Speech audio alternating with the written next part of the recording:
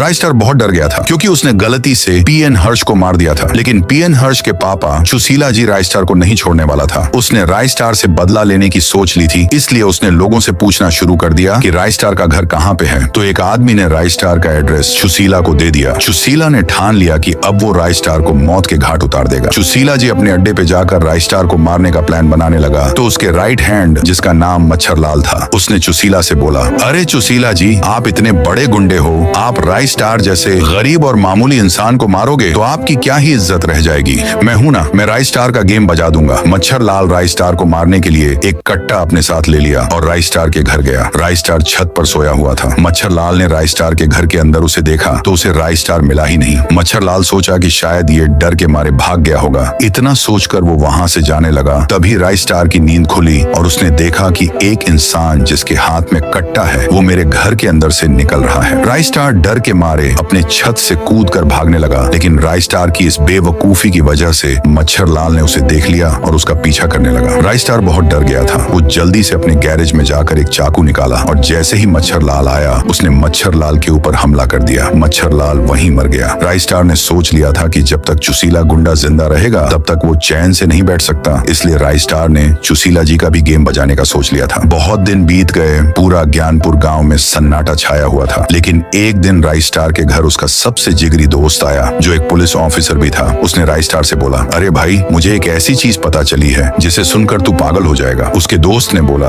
5 साल पहले तेरे माँ बाप का रोड एक्सीडेंट में जो मौत हुई थी वो कोई मौत नहीं थी। सुशीला नाम के एक गुंडे ने ही तेरे माँ बाप को मरवाया था। बस इतना सुनते ही राइस्टार ने बोला, अरे सुशीला गुंडा तो वही है जो अभी मुझे मरवाना चाहता है, क्योंकि एक हाथापाई में मैंने गलती से उसके बेटे पीएन हर्ष को मार दिया था। अब मैं उसको छोड़ूंगा नहीं। मैं अपने माँ बाप की मौत का बदला लेकर ही रहूंगा। राइस्टार ने अपने दोस्त से पूछा कि सुशीला गुंडा का अड्डा कहाँ है। राइस्टार के दोस्त ने उसके अड्डे के बारे में बता दिया। राइस्टार ने अपनी एकमात्र बाइक बेचकर एक कट्टा खरीदा और चल दिया सुशीला गुंडे के अड्डे पर। सुशीला गुंडा अपने घर में सोया हुआ था और उस वक्त उसके बॉडीगार्ड भी वहाँ पे नहीं थे। राइस्टार सीधा उसके घर के अंदर चला गया और सुशीला गुंडा को बोला, अबे ओ सुशीले, जल्दी उठ, क्योंकि अभी तू हमेशा के लिए सोने वाला है। इतना सुनते ही सुशीला उठ गया और बोला, अरे तू कौन है और मेरे घर में कैसे घुसा। राइस्टार बोला, बड़ा अजीब आदमी है तू मुझे ही मरवाना चाहता है और मुझे ही नहीं पहचानता। मैं राइस्टार हूँ। पहले तो मैं अपने माँ बाप की मौत का बदला लूंगा, क्योंकि तूने मेरे माँ बाप को मरवाया है।